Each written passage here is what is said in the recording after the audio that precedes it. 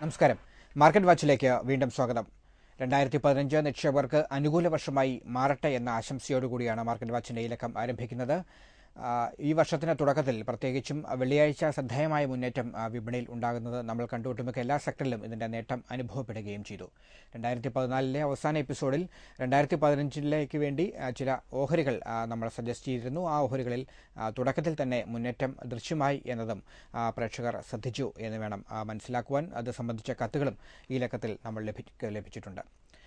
കഴിഞ്ഞ എപ്പിസോഡിൽ 2015 സാധ്യതകളെ സംബന്ധിച്ചുള്ള ഒരു ചർച്ചയായിരുന്നു മാർക്കറ്റ് വാച്ചിൽ ഉണ്ടായിരുന്നത്. പക്ഷേ ഇത്തവണ പ്രേക്ഷകരുടെ കത്തുകൾക്കാണ് ഞങ്ങൾ പ്രാധാന്യം നൽകുന്നത്. നിരവധി മെയിലുകൾ ലഭിച്ചിട്ടുണ്ട്. അതനുസരിച്ചുള്ള സ്റ്റോക്കുകളുള്ള ഒരു ഗൈഡൻസ് ആയിരിക്കും മാർക്കറ്റ് വാച്ചിലൂടെ ഹെഡ്ജ് എക്വിറ്റീസിന്റെ ചീഫ് എക്സിക്യൂട്ടീവ് ഓഫീസറായ ഭുവനേന്ദ്രൻ നൽകുക.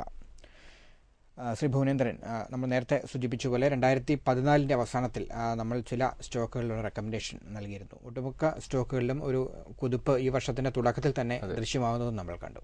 എന്തായാലും അഭിലാഷ്, ഈ ഒരു റിക്കവറി ഇൻവെസ്റ്റേഴ്സിന് കോൺഫിഡൻസ് ലെവൽ ഇംപ്രൂവ് ചെയ്തു. കാരണം പലപ്പോഴും മാർക്കറ്റിൽ വളരെ ഷാർപ്പായിട്ടുള്ള ഫോൾ വരുമ്പോൾ ഒരു ഫിയർ ഇവരെ ഹോണ്ട് ചെയ്യും ഇൻവെസ്റ്റേഴ്സിന്. അത് മാർക്കറ്റ് തിരിച്ചു വരില്ലേ, എല്ലാ കേൾക്കുന്ന ന്യൂസുകളും അനലിസ്റ്റുകളൊക്കെ തന്നെ മാർക്കറ്റിന്റെ സെല്ലിംഗ് ട്രിഗർ ചെയ്യുന്നതും ഡൗൺ സൈഡ് ടാർഗറ്റൊക്കെ പറയുന്നു. അപ്പോൾ അവിടെ നിന്നാണ് മാർക്കറ്റ് റിക്കവറി സംഭവിച്ചത്. FISന്റെ വളരെ ആക്റ്റീവായിട്ടുള്ള പാർട്ടിസിപ്പേഷൻ ഇല്ലാതെയാണ് ഈ ആഴ്ച ഒരു റൈഡ് സംഭവിച്ചത്. കാരണം FIS ഒക്കെ തന്നെ ഹോളിഡേ മോഡിലാണ്. എന്തായാലും ചെറിയ രീതിയിലെങ്കിലും FISന്റെയും ഡൊമസ്റ്റിക് ഇൻസ്റ്റിറ്റ്യൂഷൻ്റെ പാർട്ടിസിപ്പേഷൻ ഈ റാലിയിലുണ്ട്. അതുപോലെ തന്നെ റീറ്റെയിലേഴ്സ് ചെറിയ രീതിയിലെങ്കിലും വന്നു തുടങ്ങി. എന്ത് തന്നെയാണെങ്കിലും മാർക്കറ്റിൽ ഒരു പോസിറ്റീവ് മൊമെൻറ്റം ഇപ്പോഴും നിലനിൽക്കുന്നുണ്ട്. പക്ഷേ മാർക്കറ്റിൻ്റെ ഒരു ക്ലോസിംഗ് ഒരു ക്രൂഷ്യൽ ലെവലിലാണ് ക്ലോസിംഗ് വന്നിരിക്കുന്നത്. 8,400 എന്ന് പറയുന്ന ലെവൽ ഒരു ക്രൂഷ്യൽ ലെവൽ തന്നെയാണ്. ആ ഒരു ലെവൽ സ്റ്റെബിലൈസ് ചെയ്യുകയാണെങ്കിൽ ഫർദർ ഒരു ഓൾ ടൈം ഹൈയിലേക്ക് മാർക്കറ്റ് പോകാനുള്ളൊരു സാധ്യതയുണ്ട്. 8,500 ബ്രേക്ക് ചെയ്ത് ട്രേഡ് സ്റ്റെബിലൈസ് ചെയ്യുകയാണെങ്കിൽ ശ്രദ്ധിക്കണം, ട്രേഡ് 8,500 മുകളിൽ സ്റ്റെബിലൈസ് ചെയ്താൽ റീസെൻ്റ് ആയിട്ട് വന്നിരിക്കുന്ന ഹൈ ബ്രേക്ക് ചെയ്യാനുള്ള സാധ്യത വളരെ കൂടുതലാണ്. എന്തായാലും നെക്സ്റ്റ് വീക്കോടുകൂടി FIS വീണ്ടും മാർക്കറ്റിൽ ആക്റ്റീവ് ആകും. ജനുവരിയെ സംബന്ധിച്ച് വളരെയധികം ന്യൂസുകൾ ഉണ്ട്. ഒന്ന് പ്രധാനമായിട്ടും Q3 ഏർണിങ്സ് തന്നെയാണ്. അത് ഓരോ ഇൻഡിവിജ്വലായിട്ടുള്ള ഒരു സ്റ്റോക്കിലും സെക്ടർ വൈസ് ഉള്ള മൂവ്മെൻറ്റ് നമുക്ക് പ്രതീക്ഷിക്കാം. റിസൾട്ട് സീസണിലൂടെ നമ്മൾ കടന്നു പോകുന്നു. അത് തീർച്ചയായിട്ടും സ്റ്റോക്ക് സ്പെസിഫിക് ആയിട്ടുള്ള മൂവ്മെൻറ്റും സെക്ടർ സ്പെസിഫിക് ആയിട്ടുള്ള മൂവ്മെൻറ്റ് പ്രധാനമായിട്ടും ഉണ്ടാകാം. ഒന്ന് അത് ഭാഗത്ത്. രണ്ട്, ബജറ്റുമായിട്ടുള്ള ഡിസ്കഷൻസ് ഉണ്ടാകാം. അതുകൂടാതെ RBI എടുക്കുന്ന ഡിസിഷൻസ്, RBI റേറ്റ് കട്ട് ഏത് സമയത്തും മാർക്കറ്റ് പ്രതീക്ഷിക്കുന്നു. അങ്ങനെ ഈ 3 റീസൺ കൊണ്ട് മാർക്കറ്റ് ജനുവരിയിൽ മൊമെൻറ്റം പോസിറ്റീവ് ആകാനാണ് സാധ്യത.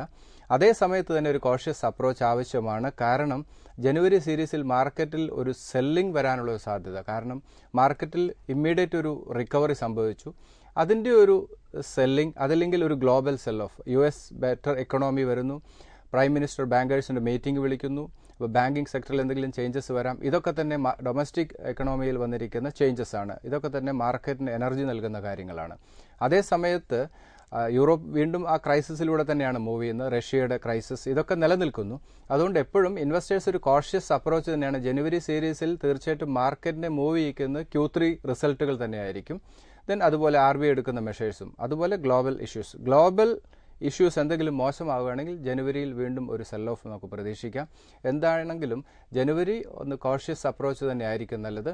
ടെക്നിക്കലി മാർക്കറ്റ് 8,450 എന്ന് പറയുന്ന ക്രൂഷ്യൽ ലെവൽ ബ്രേക്ക് ചെയ്യുകയും 8,500 മുകളിൽ മാർക്കറ്റ് സ്റ്റെബിലൈസ് ചെയ്യുകയാണെങ്കിൽ അടുത്തൊരു അപ്പർ സൈഡ് എന്നുവെച്ചാൽ റീസെൻ്റ് ആയിട്ട് വന്നിരിക്കുന്ന ഹൈ ബ്രേക്ക് ചെയ്യാനുള്ള സാധ്യത കൂടുതലാണ്. മാർക്കറ്റിലൊരു റിക്കവറി കണ്ടു എന്ന് ഭുവനേന്ദ്രൻ സൂചിപ്പിക്കുകയുണ്ടായി. വെള്ളിയാഴ്ചയും നമ്മൾ ശ്രദ്ധേയമായിട്ട് കാണുകയുണ്ടായി. ഈ സാഹചര്യത്തിൽ ഇൻവെസ്റ്റേഴ്സിന് ഈ സമയത്തൊരു ഇൻവെസ്റ്റ്മെൻറ്റ് അഡ്വൈസബിൾ ആണോ? ഇൻവെസ്റ്റ്മെൻറ്റ് അഡ്വൈസബിൾ ആണ് അഭിലാഷ്. പക്ഷേ ഒരു ഷോർട്ട് ടൈം ടാർഗറ്റോട് കൂടി ഒരു ഇൻവെസ്റ്റ്മെൻറ്റ് അഡ്വൈസബിൾ അല്ല. ഷോർട്ട് ടൈം ഗെയിൻ കിട്ടാം, അതേസമയത്ത് ലോങ് ടൈം പോയിന്റ് ഓഫ് വ്യൂയിലുള്ള ഇൻവെസ്റ്റ്മെൻറ്റ് അഡ്വൈസബിൾ ആണ്. ഞാൻ നേരത്തെ പറഞ്ഞല്ലോ, പ്രധാനമായിട്ടും റിസൾട്ട് തീർച്ചയായിട്ടും മാർക്കറ്റിനെയും സ്റ്റോക്കിനെയും വളരെയധികം ഇൻഫ്ലുവൻസ് ചെയ്യും. അപ്പോൾ വളരെ കോഷ്യസ് ആയിട്ട് മൂവ് ചെയ്യേണ്ട സമയമാണ്. ഇപ്പോഴത്തെ രീതിയിൽ ഒരു 40 to 50% കൂടുതൽ ഇൻവെസ്റ്റ്മെൻറ്റ് അഡ്വൈസബിൾ അല്ല. ഇപ്പോൾ ചില സ്റ്റോക്ക്, ഇപ്പോൾ ജിൻഡാലിനെ സംബന്ധിച്ച് വളരെ പോസിറ്റീവായിട്ടുള്ള ചില ന്യൂസുകൾ വരുന്നു. അതുപോലെ തന്നെ BHELനെ സംബന്ധിച്ച് പുതിയ ഓർഡർ കിട്ടുന്നു. അപ്പോൾ ഇങ്ങനെയുള്ള പല ന്യൂസുകൾ, ഇപ്പോൾ ഏഷ്യൻ പെയിൻസിനെ സംബന്ധിച്ച് ക്രൂഡ് ഓയിൽ പ്രൈസ് താഴെ വരുന്നത്, അങ്ങനെ സ്റ്റോക്കിൽ വരുന്ന ചില ന്യൂസുകൾ, സ്റ്റോക്ക് സ്പെസിഫിക് ആയിട്ട് ചില പോസിറ്റീവ് ന്യൂസുകളുണ്ട്. അത് സ്റ്റോക്കിൻ്റെ മൂവിൽ റിഫ്ലക്റ്റ് ചെയ്യുന്നുണ്ട്. അതുപോലെ തന്നെയാണ് ഇനി വരുന്ന റിസൾട്ട് അതുപോലെ തന്നെ ഇൻഫ്ലുവൻസ് ചെയ്യുന്നതാണ്, സെക്ടർ വൈസ് ഇൻഫ്ലുവൻസ് ചെയ്യാൻ സാധ്യതയുള്ളതാണ് റിസൾട്ട്. അപ്പോൾ എപ്പോഴും ഈ റിസൾട്ട് സീസൺ ആയതുകൊണ്ട് തന്നെ Q3 വളരെ ബെറ്റർ ആയിട്ടുള്ള റിസൾട്ട് വരാനാണ് സാധ്യത. ഒരു ഫുള്ളി ഇൻവെസ്റ്റഡ് ആകാതിരിക്കുക എന്നുള്ളതും പ്രോഫിറ്റുള്ള പൊസിഷൻ പ്രോഫിറ്റ് ബുക്ക് ചെയ്യുക എന്നുള്ളതായിരിക്കും ഇൻവെസ്റ്റേഴ്സിന് നമ്മൾക്ക് നൽകാൻ പറ്റുന്ന ഒരു ഗൈഡൻസ് എന്ന് പറയുന്നത്.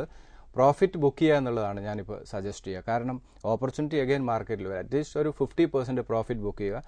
ഒരു സ്റ്റോക്ക് മാർക്കറ്റിൽ ഫ്രഷ് ആയിട്ട് ഇൻവെസ്റ്റ് ചെയ്യാൻ വരുന്നവരെ സംബന്ധിച്ച് ഒരു 40 to 50% മുകളിൽ ഒരു ഇൻവെസ്റ്റ്മെന്റ് ഇപ്പോഴത്തെ കറന്റ് ലെവലിൽ അഡ്വൈസബിൾ അല്ല. ഈ ആഴ്ച ലഭിച്ച കത്തുകളിലേക്ക് കടക്കുന്നു. അരുൺ പൈയുടെ കത്താണ് ഏറ്റവും ആദ്യം എടുക്കുന്നത്. Force Motors, Emami, PTC India, Sundram fastener, Hexaware എന്നീ സ്റ്റോക്കുകളെ കുറിച്ചാണ് അരുൺ ചോദിക്കുന്നത്. ഫോഴ്സ് മോട്ടോഴ്സ് ഫണ്ടമെന്റലി വളരെ സൗണ്ടാണ്. റീസെന്റ് ആയിട്ട് വളരെ ഷാർപ്പായുള്ള റൈഡ് സംഭവിച്ചു. വാല്യുവേഷൻ കുറച്ചൊരു ഹയർ വാല്യൂവിലാണ്, അല്ലെങ്കിൽ ഫണ്ടമെന്റലി സൗണ്ടാണ്. 1000 ആണ് ഇമ്മീഡിയറ്റ് വരാവുന്ന ഒരു സപ്പോർട്ട് ലെവൽ. ദെൻ 890 രണ്ട് സപ്പോർട്ട് ലെവലായിട്ട് ഹോൾഡ് ചെയ്യുന്നു. മാർക്കറ്റിൽ ഒരു സെൽ ഓഫ് സംഭവിക്കുകയാണെങ്കിൽ ഈ ഒരു ലെവലിലേക്ക് മാർക്കറ്റ് മൂവ് ചെയ്യാം. അതൊരു ലോങ് ടൈം ഇൻവെസ്റ്റ്മെന്റിന് അഡ്വൈസബിൾ ആണ്. ഈ സ്റ്റോക്ക് 1500 ആണ് സ്റ്റോക്കിൽ ഇമ്മീഡിയറ്റ് വരാവുന്ന റെസിസ്റ്റൻസ്. ഒരു ഹൈ ബീറ്റ സ്റ്റോക്കാണ്. വളരെ ഷാർപ്പായുള്ള റിക്കവറി ഈ സ്റ്റോക്കിൽ സംഭവിച്ചിരുന്നു. ദെൻ ഇമാമിയാണ്. നമുക്കൊക്കെ വളരെ ഫെമിലിയർ ആയിട്ടുള്ള ഒരു FMCG കമ്പനിയാണ്. Talcum powder, skin care solutions ഒക്കെ പ്രൊവൈഡ് ചെയ്യുന്ന ഒരു കമ്പനിയാണ്.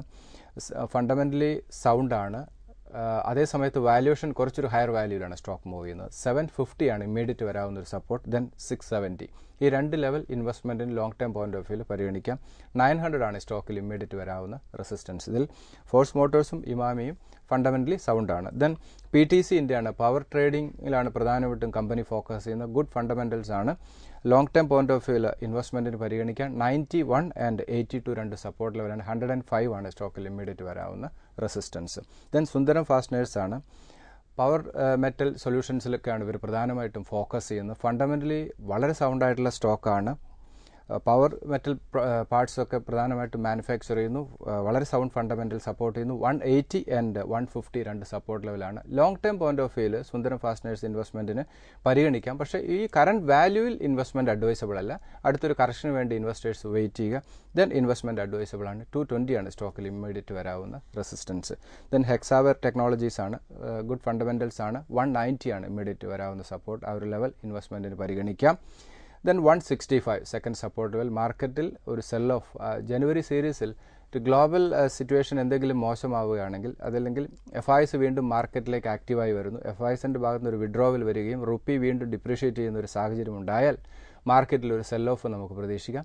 അങ്ങനെ ഒരു സിറ്റുവേഷൻ വരികയാണെങ്കിൽ ഈ സ്റ്റോക്കിലൊക്കെ തന്നെ ഒരു സെൽ ഓഫ് നമുക്ക് പ്രതീക്ഷിക്കാം. അതുകൊണ്ട് തന്നെയാണ് ഇൻവെസ്റ്റേഴ്സ് ഒരു കോഷ്യസ് അപ്രോച്ച് എടുക്കുക. പ്രോഫിറ്റുള്ള പൊസിഷൻ ഷോർട്ട് ടൈം ഇൻവെസ്റ്റ്മെന്റ് ആംഗിളിൽ ഇൻവെസ്റ്റ് ചെയ്ത ആ ഒരു ഷോർട്ട് ടൈം ഗെയിനിന് വേണ്ടി ഇൻവെസ്റ്റ് ചെയ്ത ഇൻവെസ്റ്റേഴ്സൊക്കെ തന്നെ ഒരു പ്രോഫിറ്റ് ബുക്കിംഗ് മോഡിലേക്ക് പോകുന്നത് നന്നായിരിക്കും. ദെൻ 240 ആണ് ഈ സ്റ്റോക്കിൽ ഇമ്മീഡിയറ്റ് വരാവുന്ന റെസിസ്റ്റൻസ്. ഇതിന്റെ സ്റ്റോക്കുകളെല്ലാം തന്നെ ഫണ്ടമെന്റലി വളരെ സൗണ്ടാണ്. ഈ സ്റ്റോക്കിലൊക്കെ ഒരു ഫർദർ ഇൻവെസ്റ്റ്മെന്റ് അടുത്തൊരു കറക്ഷൻ സംഭവിക്കുകയാണെങ്കിൽ ഇൻവെസ്റ്റ്മെന്റിന് പരിഗണിക്കാം. മാർക്കറ്റ് വാച്ചിൽ ഇനി ഒരു ചെറിയ ഇടവേള.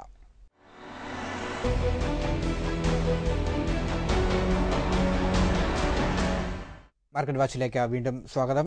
അടുത്ത മെയിലിലേക്ക് പോകുന്നു. ശ്രീ തോമസിന്റെ മെയിലാണ്. അദ്ദേഹം ഒരു ഇൻവെസ്റ്റ്മെന്റ് പ്ലാൻ ഉണ്ടാക്കുന്നു. 2 വർഷത്തെ കാലയളവിലാണ് അദ്ദേഹം ഇൻവെസ്റ്റ് ചെയ്യാൻ ആലോചിക്കുന്നത്. സ്റ്റോക്കുകളും അദ്ദേഹം സജഷൻ ചോദിച്ചിട്ടുണ്ട്. Patel logistics, Sterling Holidays, hotel Leela, NMDC, NTPC and Escorts. എനിക്ക് തോന്നുന്നു ഈ സ്റ്റോക്കുകളൊന്നും അത്രത്തോളം NMDC ഒഴിച്ച് ബാക്കി സ്റ്റോക്കുകളൊന്നും അത്രത്തോളം ഫണ്ടമെന്റലി സൗണ്ട് അല്ല. ഇതിൽ പട്ടേൽ ലോജിസ്റ്റിക്സ് ആണ്. ഇന്റർനാഷണൽ ആൻഡ് ഡൊമസ്റ്റിക് ട്രാൻസ്പോർട്ടേഷനിലാണ് കമ്പനി ഫോക്കസ് ചെയ്യുന്നത്. ആവറേജ് ഫണ്ടമെന്റലാണ്. 130, 111 രണ്ട് സപ്പോർട്ട് ലെവലാണ്. 180 ആണ് സ്റ്റോക്കിൽ ഇമ്മീഡിയറ്റ് വരാവുന്ന റെസിസ്റ്റൻസ്. ദെൻ സ്റ്റെർലിംഗ് ഹോളിഡേയ്സ് ആണ്. ലോസ് മേക്കിംഗ് കമ്പനിയാണ്. 170, 155 ആ ഒരു സെക്ടർ വളരെ പോസിറ്റീവാണ്. അത് തന്നെയാണ് ഇതിൻ്റെ ഒരു അട്രാക്ഷൻ എന്ന് പറയുന്നത്. 155 ആണ് ഇമ്മീഡിയറ്റ് ഒരു സെക്കൻഡ് സപ്പോർട്ട് ലെവലായിട്ട് ഹോൾഡ് ചെയ്യുന്നത്. ഇമ്മീഡിയറ്റ് 170 സപ്പോർട്ട് ലെവലായിട്ട് ഹോൾഡ് ചെയ്യുന്നു. 205 ആണ് സ്റ്റോക്കിൽ ഇമ്മീഡിയറ്റ് വരാവുന്ന റെസിസ്റ്റൻസ്. ദെൻ ഹോട്ടൽ ലീല, അതും ഒരു loss making huge debt company hold ചെയ്യുന്നു. 20 and 16 രണ്ട് സപ്പോർട്ട് ലെവലാണ്. 27 ആണ് സ്റ്റോക്കിൽ ഇമ്മീഡിയറ്റ് വരാവുന്ന resistance. Then NMDC 140 fundamentally sound ആണ്, ഡൗൺ സൈഡ് റിസ്ക് കുറവാണ്. 140, 125 രണ്ട് സപ്പോർട്ട് ലെവലാണ്. 165 ആണ് സ്റ്റോക്കിൽ ഇമ്മീഡിയറ്റ് വരാവുന്ന റെസിസ്റ്റൻസ്. ഡൗൺ സൈഡ് റിസ്ക് ഈ സ്റ്റോക്കിൽ കുറവാണ്. ദെൻ NTPC സൗണ്ട് സ്റ്റോക്കാണ്, പക്ഷെ ഒരു ലോ ബീറ്റ സ്റ്റോക്കാണ്. ഇൻവെസ്റ്റേഴ്സിന് റിട്ടേൺ നൽകാത്തൊരു കമ്പനി എന്ന് വേണമെങ്കിൽ വിശേഷിപ്പിക്കാം. അതോടൊപ്പം തന്നെ ഇൻവെസ്റ്റേഴ്സ് നഷ്ടവും വരുത്തിയിട്ടില്ല. ഇപ്പോൾ 136, 124 രണ്ട് സപ്പോർട്ട് ലെവലാണ്. 160 ആണ് സ്റ്റോക്കിൽ ഇമ്മീഡിയറ്റ് വരാവുന്ന resistance.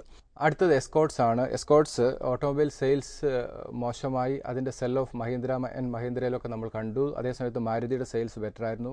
Tata Motors better സോണിലേക്ക് move ചെയ്തിരുന്നു. എസ്കോർട്സ് 120 ലെവലിലേക്ക് വരികയാണെങ്കിൽ ഇൻവെസ്റ്റ്മെൻറ്റ് പരിഗണിക്കാം. പക്ഷേ എസ്കോർട്സ് ഒരു ലോങ് ടൈം ബെറ്റാണ്.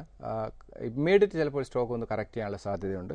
അങ്ങനെ 120 ലെവലിലേക്ക് വരികയാണെങ്കിൽ ഫർദർ ഇൻവെസ്റ്റ്മെൻറ്റ് അഡ്വൈസബിൾ ആണ്. 145 സ്റ്റോക്കിൽ ഇമ്മീഡിയറ്റ് വരാവുന്ന ഒരു റെസിസ്റ്റൻസ് ആണ്. മാർക്കറ്റ് ഒരു അപ്പർ സൈഡ് ബ്രേക്ക് ചെയ്ത് പോവുകയാണെങ്കിൽ 145 ലെവലിലേക്ക് പോകാം.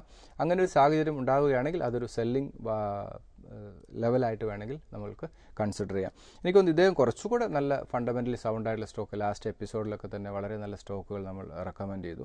അങ്ങനെയുള്ള സ്റ്റോക്കിലേക്ക് ഇൻവെസ്റ്റ്മെൻറ്റ് ഫോക്കസ് പോകുന്നത് നന്നായിരിക്കും. LIC ഹൗസിംഗ് ഫൈനാൻസ്, പിഡിലൈറ്റ് ഇങ്ങനെയുള്ള സ്റ്റോക്കൊക്കെ തന്നെ, അതുപോലെ ഹാവെൽസ്, അതുപോലെ ബാങ്കിങ് സ്റ്റോക്കുകൾ south Indian bank, federal bank ഇങ്ങനെയുള്ള ബാങ്കിങ് സ്റ്റോക്കുകളൊക്കെ ഫോക്കസ് ചെയ്യുന്നത് നന്നായിരിക്കും. ഇപ്പോൾ സൗത്ത് ഇന്ത്യൻ ബാങ്കൊക്കെ 31 ലെവലിലേക്ക് മൂവ് ചെയ്ത് 25 റുപ്പീസിലൊക്കെ തന്നെ വളരെ സ്ട്രോങ് റെക്കമെൻഡേഷൻസ് മാർക്കറ്റ് വാച്ച് തന്നെ നൽകിയതാണ്.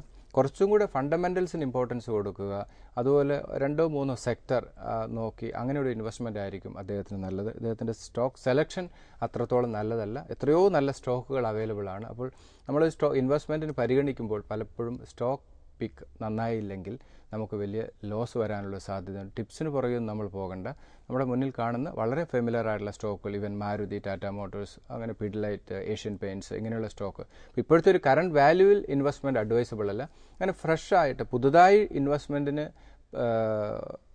ഇൻവെസ്റ്റ്മെൻറ്റിന് പ്രതീക്ഷിക്കുന്ന ആളുകൾ അവർ കുറച്ചുകൂടെ ഒരു കോഷ്യസ് അപ്രോച്ച് ഒന്നുകൂടി വെയിറ്റ് ചെയ്യുക. എനിക്കൊന്നൊരു 15-20 ഡേയ്സ് ഒന്ന് വെയിറ്റ് ചെയ്യുകയാണെങ്കിൽ നല്ല വാല്യുവേഷനിൽ സ്റ്റോക്ക് കിട്ടാനുള്ള സാധ്യത വളരെ അധികം കൂടുതലാണ്.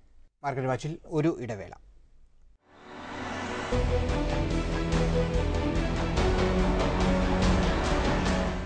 മാർക്കറ്റ് വാച്ചിലേക്ക് വീണ്ടും സ്വാഗതം. അടുത്ത കത്തിലേക്ക് പോകുന്നു. രമ്യ പത്തനംതിട്ടയിൽ നിന്നാണ് രമ്യയുടെ മെയിൽ ലഭിച്ചിരിക്കുന്നത്. രമ്യയുടെ സ്റ്റോക്കുകൾ Escorts, Reliance Industries, Ipca, South Indian bank, Crompton, KFCL, Tata power, L&T and Lupin. ഇതിൽ എസ്കോർട്സ് നമ്മൾ കഴിഞ്ഞ മെയിൽ ചർച്ച ചെയ്തതാണ്. അടുത്തത് Reliance Industries. Reliance Industries discuss ചെയ്യേണ്ട സ്റ്റോക്ക് തന്നെയാണ്. ഈ റാലിയിൽ പാർട്ടിസിപ്പേറ്റ് ചെയ്യാത്തൊരു സ്റ്റോക്കാണ്. കണ്ടിന്യൂസ് ഡൗൺ സൈഡിലേക്ക് ഇൻവെസ്റ്റേഴ്സിന് മൈനസ് റിട്ടേൺ നൽകിയൊരു സ്റ്റോക്കാണ്. ക്രൂഡ് ഓയിൽ പ്രൈസിലുണ്ടായിരിക്കുന്ന ഫോള്, അതുപോലെ തന്നെ ഗ്യാസ് പ്രൈസ് ഫിക്സേഷൻ ഡിലേ വരുന്നു, അങ്ങനെ എന്തൊക്കെയോ ചില നെഗറ്റീവ് ന്യൂസ്. പക്ഷേ വാല്യുവേഷൻ ഫെയർ വാല്യൂവിലാണ്. വളരെ ബെറ്റർ ആയിട്ടുള്ള റിസൾട്ടുകൾ അനൗൺസ് ചെയ്യുന്നു. എനിക്ക് തോന്നുന്നു അടുത്ത ഒരു മാർക്കറ്റിൻ്റെ മൂവിൽ തീർച്ചയായിട്ടും റിലയൻസ് പാർട്ടിസിപ്പേറ്റ് ചെയ്യും. എല്ലാ മാർക്കറ്റ് മൂവിലും റിലയൻസ് പാർട്ടിസിപ്പേറ്റ് ചെയ്യുന്ന ഈ ഒരു റാലിയിൽ മാത്രമാണ് റിലയൻസ് പാർട്ടിസിപ്പേറ്റ് ചെയ്യാതിരിക്കുന്നത്. ഇനി ഇത് ഫണ്ടമെൻ്റലി വളരെ സൗണ്ടാണ്. വാല്യുവേഷൻ ഫെയർ വാല്യൂവിലാണ് അല്ലെങ്കിൽ ഒരു ഡിസ്കൗണ്ട് വാല്യൂവിലാണ് റിലയൻസ് മൂവ് ചെയ്യുന്നത്. അതുകൊണ്ട് റിലയൻസ് ഇൻവെസ്റ്റ്മെൻറ്റിന് പരിഗണിക്കാം. എഗെയിൻ 860 തന്നെയാണ് ഇമ്മീഡിയറ്റ് വരാവുന്ന ഒരു സപ്പോർട്ട്, ആൻഡ് 820 ഈ രണ്ട് ലെവൽ സപ്പോർട്ട് ലെവലായിട്ട് ഹോൾഡ് ചെയ്യുന്നു. മാർക്കറ്റിൽ ഒരു സെൽ ഓഫ് വരികയാണെങ്കിൽ 860, 820 ലെവൽ വരെ വരാം.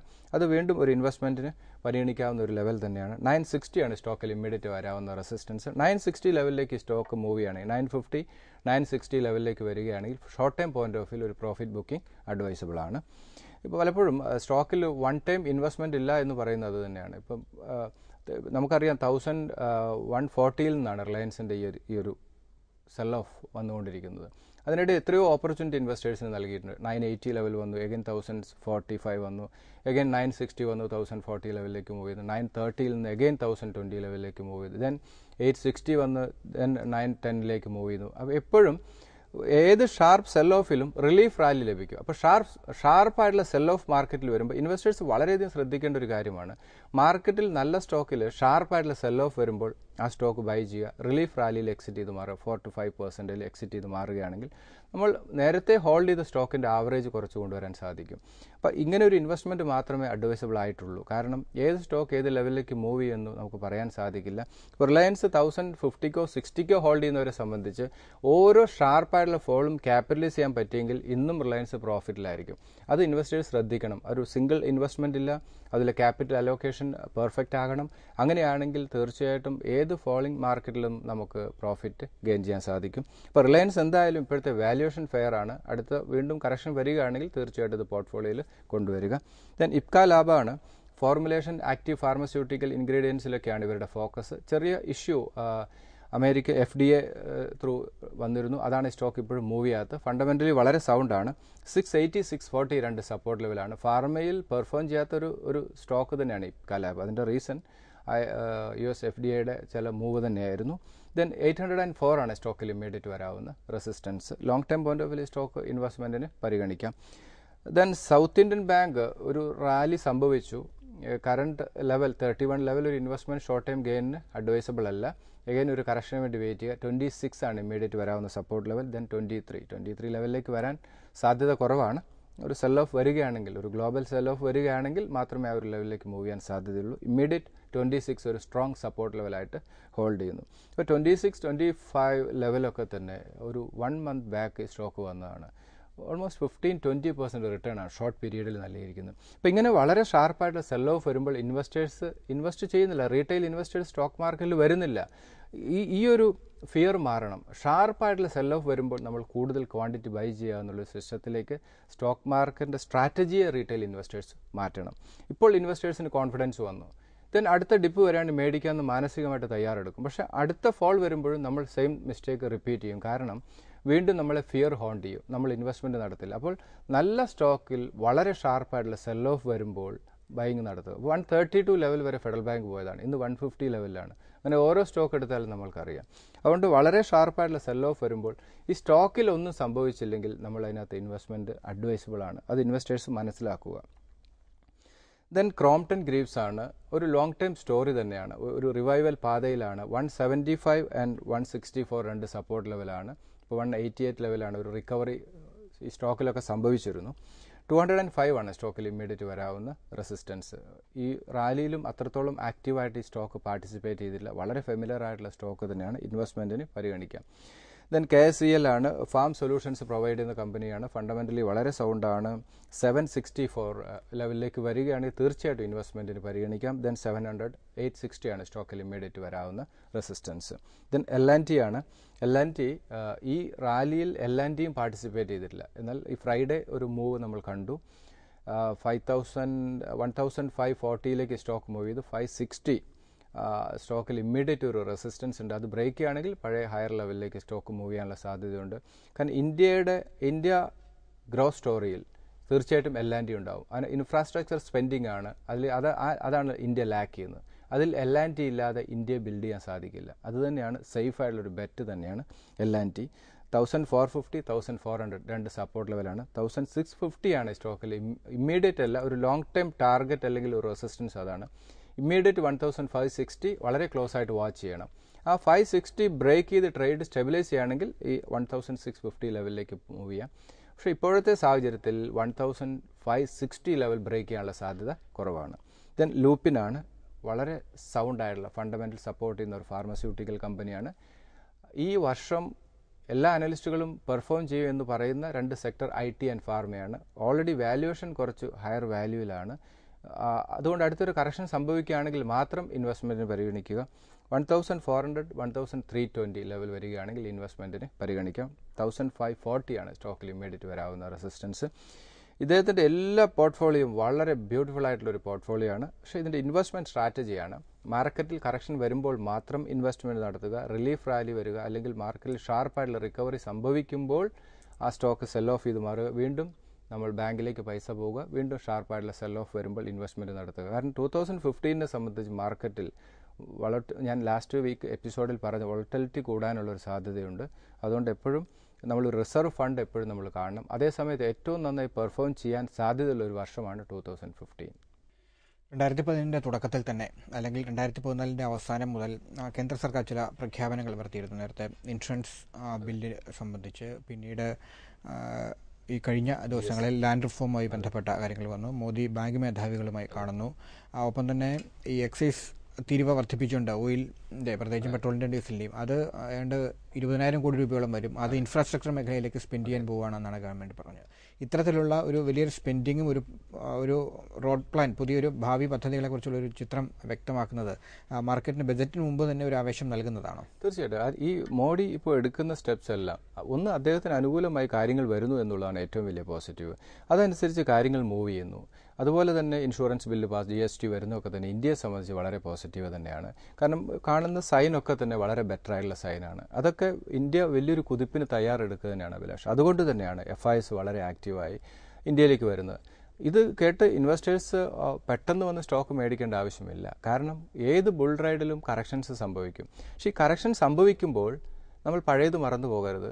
കാരണം മാർക്കറ്റിൽ ഏറ്റവും പോസിറ്റീവായിട്ടുള്ള ന്യൂസ് വരുമ്പോഴാണ് ഇൻവെസ്റ്റേഴ്സ് വരുന്നത്. അത് മാറി ആ പോസിറ്റീവ് ന്യൂസ് കഴിഞ്ഞ് മാർക്കറ്റിൽ കറക്ഷൻ സംഭവിക്കുമ്പോൾ അങ്ങനെ എൻട്രി ചെയ്യുന്ന ഒരു സ്ട്രാറ്റജി ആയിരിക്കുന്നത്. അതുപോലെ ലോങ് ടേം വ്യൂവിൽ ഇൻവെസ്റ്റ്മെൻറ്റ് നടത്തുക. എന്ത് തന്നെയാണെങ്കിലും FIസിൻ്റെ ഒരു ടാർഗറ്റ് തന്നെയാണ് ഇന്ത്യ. അതുപോലെ ഇപ്പോഴും നമ്മൾ പറയുന്ന ആ സ്റ്റെബിലിറ്റിയുള്ളൊരു ഗവൺമെൻറ്, ആ ഗവൺമെൻറ് എടുക്കുന്ന ഡിസിഷൻസ് ഇതുവരെ പെർഫെക്റ്റ് ആയിരുന്നു. എന്തായാലും ഫസ്റ്റ് ബജറ്റ് വരാൻ പോവുകയാണ്. അവിടെ കൃത്യമായിട്ട് അഭിലാഷ് പറഞ്ഞ റോഡ് മാപ്പ് നമുക്ക് വ്യക്തമായിട്ട് മനസ്സിലാവും. എന്തായാലും ഫെബ്രുവരിയോട് കൂടി ബജറ്റ് വരുന്നു. ഈ മാസം മാർക്കറ്റിനെ മൂവ് ചെയ്യിക്കുന്ന പ്രധാനമായിട്ടും റിസൾട്ട് തന്നെയായിരിക്കും. ആ റിസൾട്ട് പ്ലസ് FIസിൻ്റെ ഇന്ത്യയിലുള്ള ആക്ടിവിറ്റി, ഇത് രണ്ടും മാർക്കറ്റിൻ്റെ മൂവ് നിശ്ചയിക്കും. മാർക്കറ്റ് വാച്ചിൻ്റെ ഈ ലക്കം അവസാനിക്കുകയാണ്. വിപണി സംബന്ധിച്ച നിങ്ങളുടെ സംശയങ്ങൾ തുടർന്നും അറിയിക്കുക. ഹെഡ്ജ് ഇക്വിറ്റീസിൻ്റെ ചീഫ് എക്സിക്യൂട്ടീവ് ഓഫീസർ എൻ ഭുവനേന്ദ്രനാണ് മാർക്കറ്റ് വാച്ചിലൂടെ നിങ്ങളുടെ സംശയങ്ങൾക്ക് മറുപടി നൽകുന്നത്. മാർക്കറ്റ് വാച്ചിന് അടുത്തയാഴ്ച ഇതേ ദിവസം ഇതേ സമയം. നമസ്കാരം.